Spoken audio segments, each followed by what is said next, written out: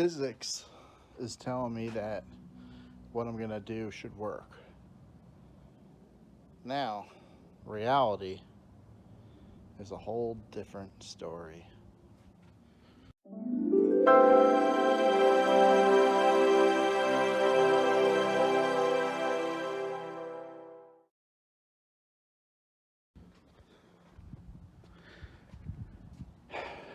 I'm a one-man band like normal. So I got my hoist extended all the way out with my little extension. Have the chain wrapped around there. Have this wedged under here. And then a chain up and around so it can't go down. So it's kind of jamming it. So it should be like a, what do they call that, a cantilever? We'll see. You're going to be along for the ride. Well, at least on a tripod. See if we have some carnage here.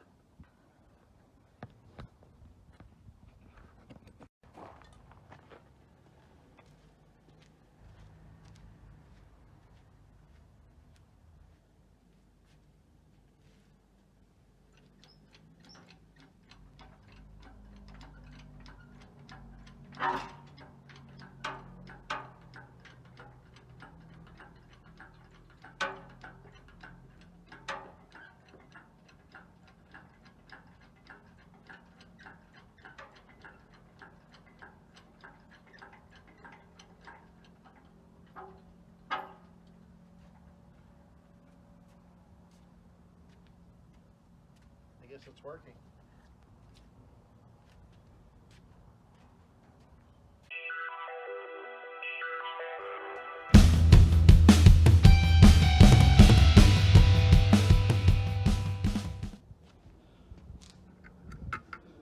Who's the boss?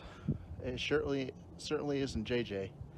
I'm the boss.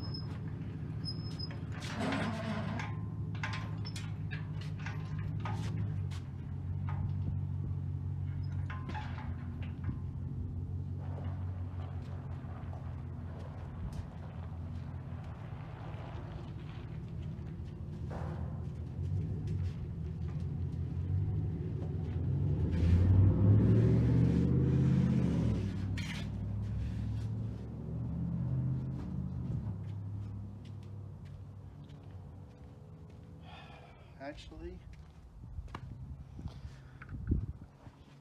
I can't put the chassis down yet. I got to move the Mercury.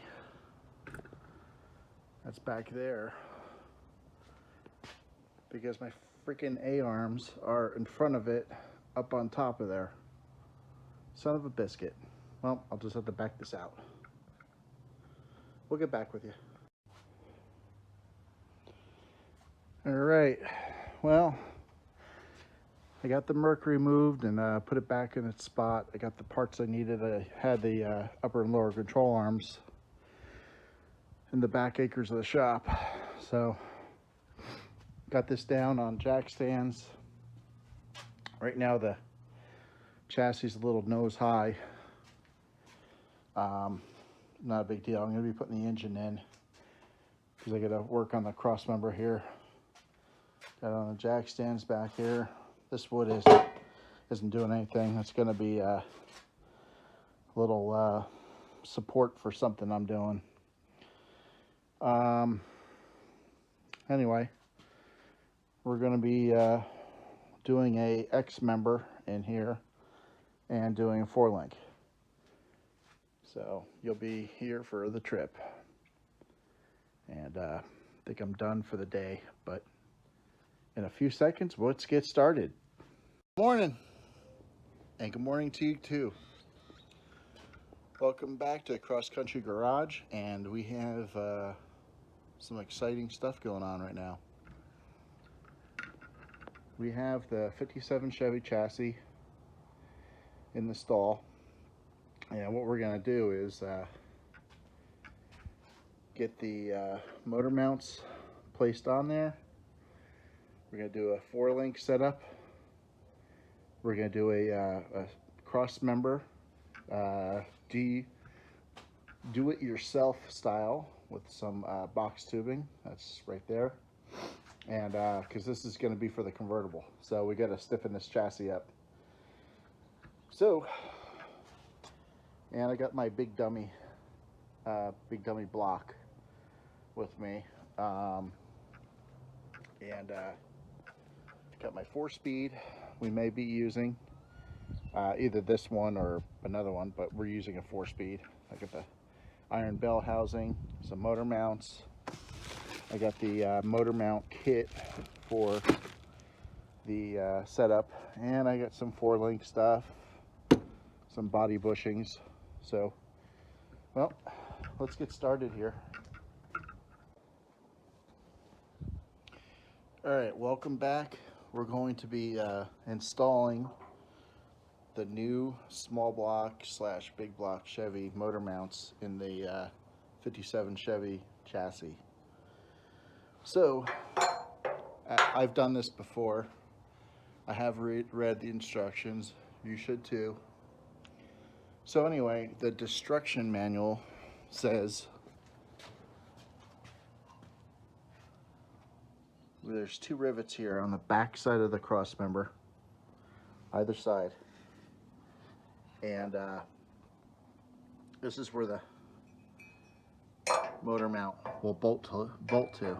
You have to grind. What I do is I'll put an X in it with a grinder, and then I'll push it out with a air chisel. And then what you want to do is loosely install the 3/8 bolts in there, and then they're saying to put the motor in, and I would say with some support of the hoist still, and make sure the marks can be made for the top side of the bracketry. I did this without doing that on my last build, and it turned out alright, but I might do it as per the instructions this time. So I'm gonna get set up, and then we'll start grinding and cutting.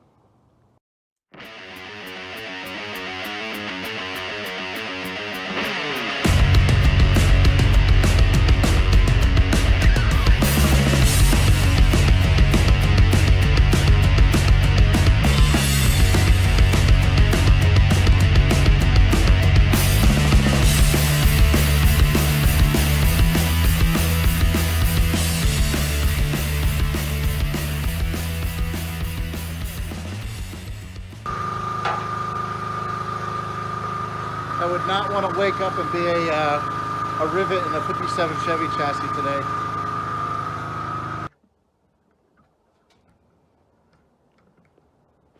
What a disaster. I mean, I was doing this with the with nothing on the frame. People do this with everything on the car. Holy crap. I still have to, I gotta drill out that top one. Can't see my camera thing. That one, I don't know what's up with that rivet, but it's not pushing out. Some of it came out, but not all of it. I don't know what the deal is with it, but I'm gonna have to probably drill that. So I threw a little bit of satin black on here, and we're gonna put this on.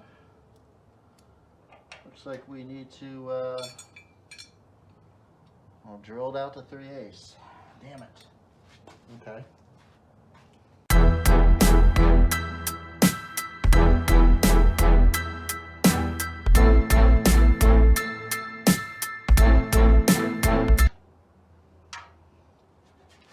If I remember correctly, I retained these two holes. There's one here and one here that lines up, and I'm gonna maneuver the mount around and drop 2 bolts in those, and see if that makes things happy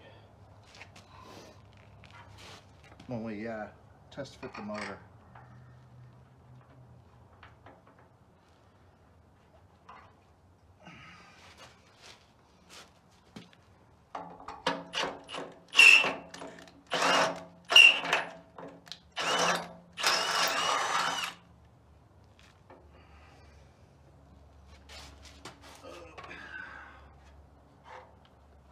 Loosen it up.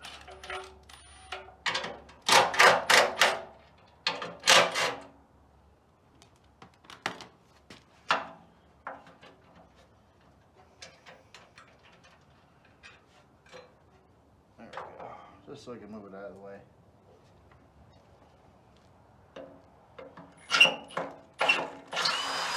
So just the 2 bottom holes are the ones.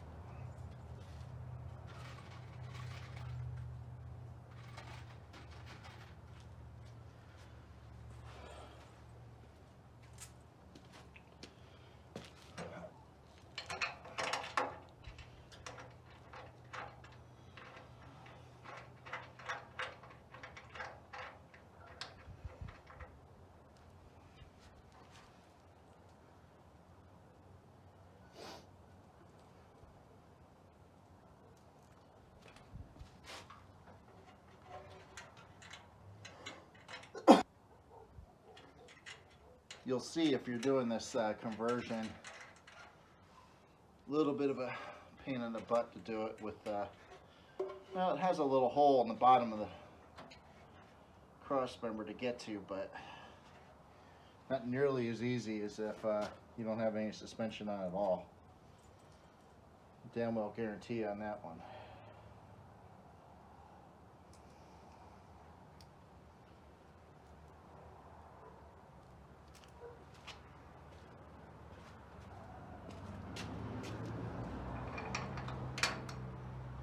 So, get this one on.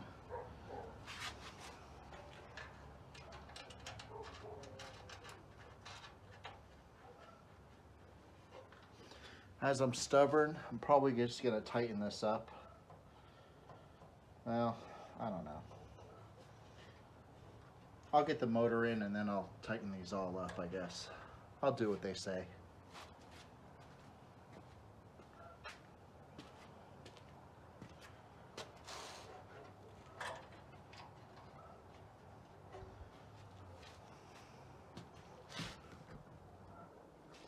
So we're going to get the motor brought around, and then I'll get it in here and hook the bolts up, and then we'll turn the camera back on. Or let's see what we do. Everything I say I do backwards, so. But that's here's the mounts. Like I said, I used the lower 2 holes, those lined up. So let's see.